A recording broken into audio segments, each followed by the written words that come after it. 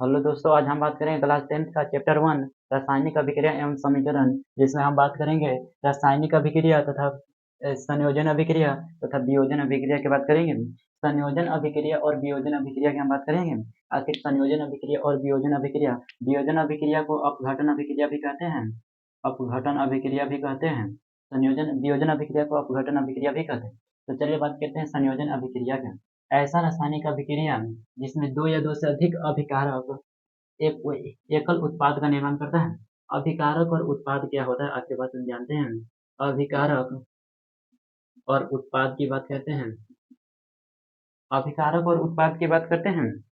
अभिकारक अभिकारक कैसे होते हैं? जो समीकरण दिया है, जो समीकरण के तीर के बाएं ओर लिखे जाते हैं। जो तीर के बाएं ओर होते हैं, जैसे तीर है, तीर के बाएं ओर ही जो सब तत्व है वो अभिकारक होता है। जो तीर के बाएं ओर होता है वो अभिकारक होता है।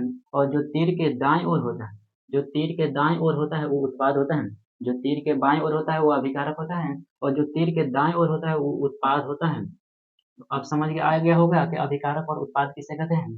जो तीर के बाएं ओर होता है उसे अभिकारक कहते हैं, और जो तीर के दाएं ओर होता है उसे उत्पाद कहते हैं। तो ऐसा रासायनिक अभिक्रिया जिसमें दो या दो से अधिक अभिकारक, यानी जो तीर के बाएं ओर होता है उसमें दो या दो से अधिक अभिकारक मिलकर जुटकर एकल उत्पाद का निर्माण करता है। एकल उत्पाद का निर्माण करता है, उसे संयोजन अभिक्रिया कहते हैं।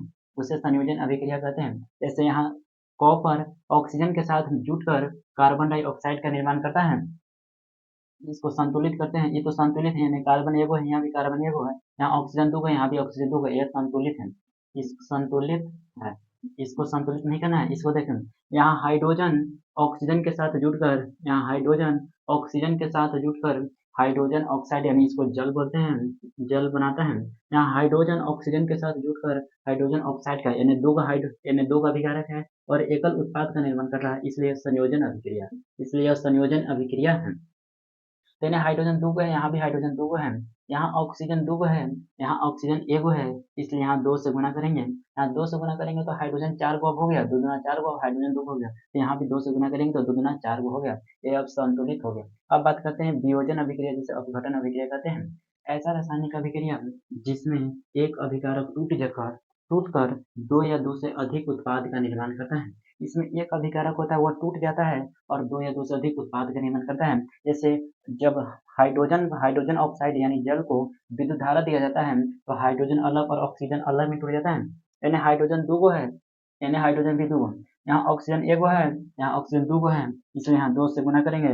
अब हाइड्रोजन ऑक्सीजन दूगो हो गया, लेकिन हाइड्रोजन चार हो गया, दो दुना चार, हाइड्रोजन चार बचे, यहाँ भी दो से गुना करेंगे। अब दो दुना चार, इधर भी चार हो गया। यहाँ सिल्वर क्लोराइड को सूर्य के प्रकाश, जब सिल्वर क्लोराइड को सूर्य के प्रकाश को रखा जाता है तो सिल्वर अलग और क्लोरीन अलग टूट जाता है। जब सिल्वर क्लोराइड को सूर्य के प्रकाश में रखा जाता है तो सिल्वर अलग और क्लोरीन अलग टूट जाता है। यहाँ सिल्वर एगो है, यहाँ भी सिल्वर एगो है, यहाँ क्लोरीन एगो है, यहाँ क्लोरीन दूगो है, इसलिए यहाँ दो से गुना करेंगे, तब सिल्वर दूगो हो गया, यहाँ भी दो से गुना कर देंगे। आगे बात करते हैं कैल्शियम कार्बोनेट की। कैल्शियम कार्बोनेट को जब ऊष्मा देते हैं तो कैल्शियम ऑक्साइड और कार्बन डाइऑक्साइड में टूट जाता है। कैल्शियम यानी एगो है, यहाँ भी एगो है, यहाँ कार्बन एगो है, यहाँ भी कार्बन एगो है, यहाँ ऑक्सीजन तीन गो है, यहाँ ऑक्सीजन एगो और दो गो, तीन यहाँ दो है, एगो और दो, तीन गो हो गया, ये संतुलित है। अगर वीडियो अच्छा लगा तो लाइक सब्सक्राइब एंड शेयर जरूर करें।